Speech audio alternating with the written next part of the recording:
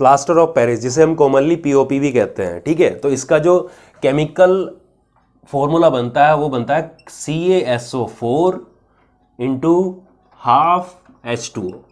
और इस फॉर्मूला के अकॉर्डिंग जब इसका नाम बनता है तो नाम क्या बनता है यहाँ से, केमिकल नेम इसका ये बनता है कैल्शियम सल्फेट। नाम में ही आ रहा है देखो, Ca calcium sulphate hemi hydrate. Hemi का मतलब क्या होता है, हेमी का मतलब होता है आधा।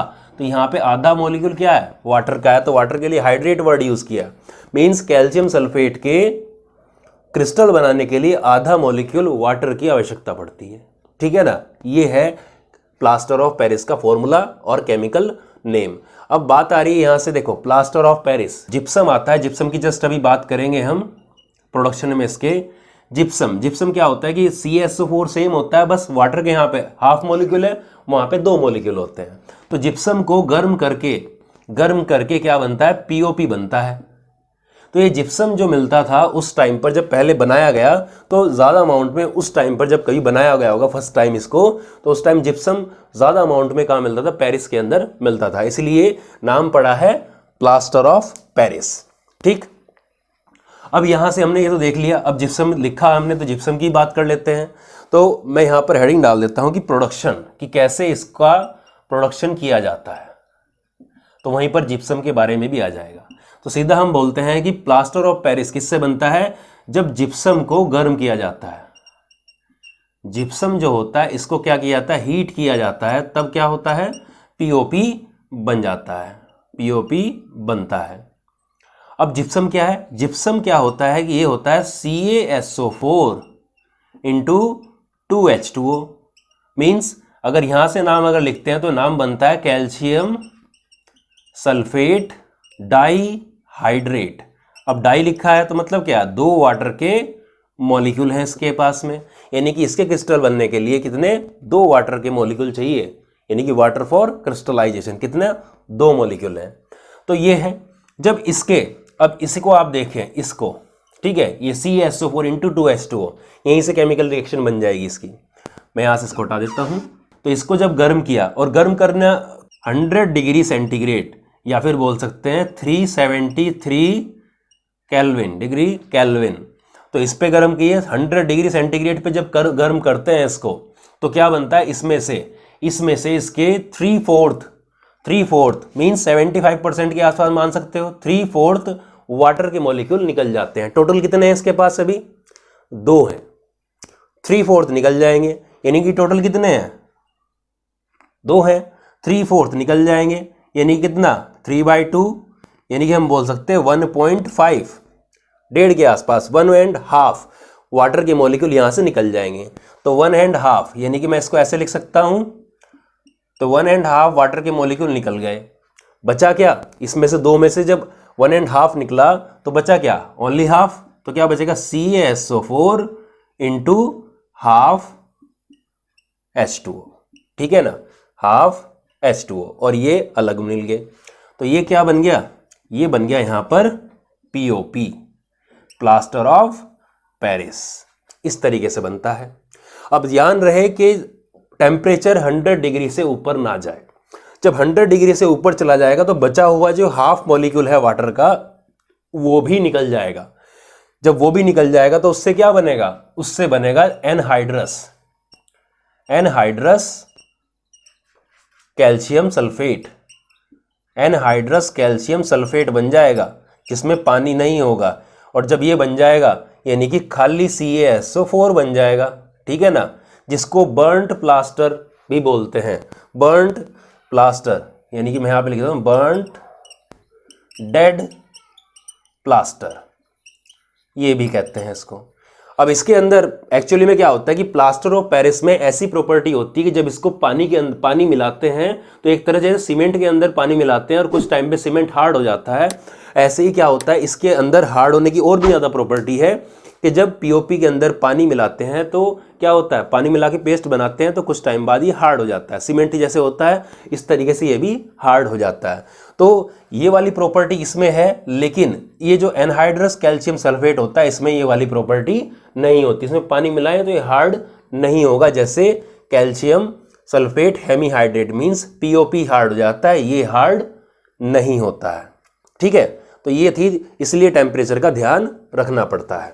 अब बात करते हैं इसकी प्रॉपर्टीज की, प्रॉपर्टीज ऑफ पीओपी। तो इसके अंदर पहली प्रॉपर्टी अगर हम देखें तो सीधी सी बात है कि व्हाइट पाउडर की तरह होता है, व्हाइट पाउडर होता है, ठीक है ना। दूसरी प्रॉपर्टी अगर देखते हैं इसके, तो इसमें क्या होता है कि जब पीओपी के अंदर वाटर को ऐड किया जाता है तो क्या बन जाता है, ये हार्ड मास में कन्वर्ट हो जाता है।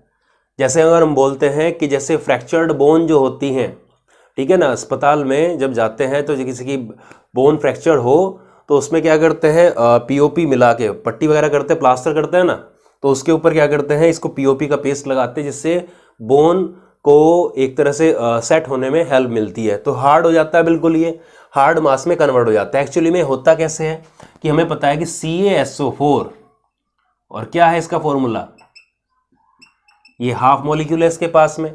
अब इसके अंदर क्या कर दिया, 1.5 मॉलिक्यूल वाटर के ऐड हो गए, तो क्या हो जाता है, ये कन्वर्ट हो जाता है वापस जिप्सम के अंदर। क्या बन गया, जिप्सम बन गया। और जिप्सम क्या होता है, जिप्सम हार्ड सब्सटेंस होता है। ठीक है, सूखने के बाद भाई 2 मॉलिक्यूल आ गए इसके पास, यानी कि 1.5 मॉलिक्यूल को ही अब्जॉर्ब करता है। ठीक है, तो क्या बन जाता है, जिप्सम बन जाता है। और जिप्सम बनते ही क्या हो जाएगा, वो दोबारा से हार्ड मटेरियल की तरह सेट हो जाएगा। ठीक है ना, इसलिए फ्रैक्चर्ड बोन या टॉयज, खिलौने वगैरह बनाने में भी इसको काम में लिया जाता है, हार्ड मास में कन्वर्ट हो जाता है। अब आपके दिमाग में ये आ रहा होगा, ये जो आधा मॉलिक्यूल है, क्या ये पॉसिबल है? आप लिखने के लिए तो पॉसिबल है कि आधा मॉलिक्यूल लिख सकते हैं, क्या एक्चुअली में रियल में सोचिए, क्या आधा मॉलिक्यूल, हाफ मॉलिक्यूल वाटर का पॉसिबल है? हो सकता है कि ऐसा नेचर में एग्जिस्ट करे? तो आंसर होगा नहीं, ऐसा तो एग्जिस्ट नहीं करता। तो हमने यहाँ पे ऐसे क्यों लिखा है इसको? तो इसका आंसर ये है कि जो ये हाफ मॉलिक्यूल लिखा है ना, ये एक्चुअली में क्या है कि हाफ मॉलिक्यूल नहीं होता एक्चुअल में। ये क्या होता है कि जो CaSO4 होते हैं, CaSO4 के 2 मॉलिक्यूल, CaSO4 के 2 मॉलिक्यूल एक वाटर मॉलिक्यूल के साथ में अटैच रहते हैं। 2 इसके CaSO4 के और एक वाटर का मॉलिक्यूल आपस में क्या रहते हैं, आपस में बना के ऐसे क्रिस्टल की फॉर्म में रहते हैं। लेकिन अगर मैं एक लिखूंगा तो क्या करूंगा, इसको डिवाइड करूंगा। और जब डिवाइड करूंगा किससे, भाई एक के लिए क्या करना है मुझे, यहां से अगर मैं 2 से डिवाइड कर दूं इसको, एक CaSO, 2 के पास में 1 है, तो एक CaSO4 के पास में कितने H2O होंगे, आधा होगा। ठीक है, एक बार दोबारा बता रहा हूं कि 2 CaSO4 के पास में एक वाटर मॉलिक्यूल है, तो अगर एक के बारे में लिखूंगा तो एक के पास में कितना वाटर मॉलिक्यूल होगा, आधा होगा। ठीक है ना, आधा होगा। तो इसलिए हम क्या लिख देते हैं, इसको हाफ लिख देते हैं।